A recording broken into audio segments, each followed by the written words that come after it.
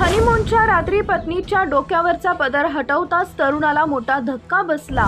अख्खं कुटुंब हादरलं. मध्यरात्री पोलीस ठाण्यात धाव. ही घटना घडली सारंगपूर जिल्ह्यातल्या बुढनपूर गावात. कमलसिंह सोंधिया नावाच्या 22 वर्षीय तरुणाचं लग्न सुसनेर गावातील एका मुलीसोबत ठरवण्यात आलं होतं. 14 एप्रिल रोजी एका सामूहिक विवाह सोहळ्यात त्यांचं लग्न पार पडलं. पण हनीमूनच्या रात्री जेव्हा कमल आपल्या नवविवाहित पत्नीसोबत खोलीत गेला तेव्हा त्याला मोठा धक्का बसला.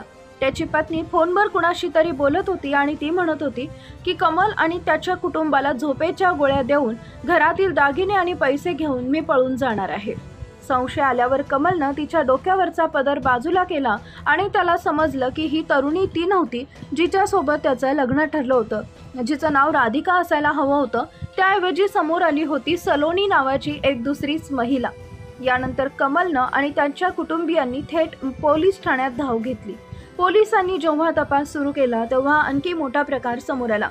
जी तरुणी कमल सोबत लग्नाच्या वेळी उभी राहिली होती तिचं या आधीच लग्न झालं होतं आणि हे दुसरं लग्न 11 लाख रुपयांच्या मोबदल्यात रचण्यात आलं होतं.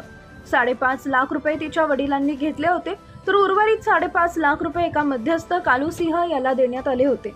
पोलिसांनी आतापर्यंत या प्रकरणात 5 जणांना अटक केली आहे आणि प्रकरणाचा तपास सुरू आहे. तुम्हाला या घटनेविषयी काय वाटतं? तुमचं मत कमेंटमध्ये नक्की कळवा आणि अशाच धक्कादायक बातम्यांसाठी आपल्या चॅनलला सबस्क्राईब नक्की करा.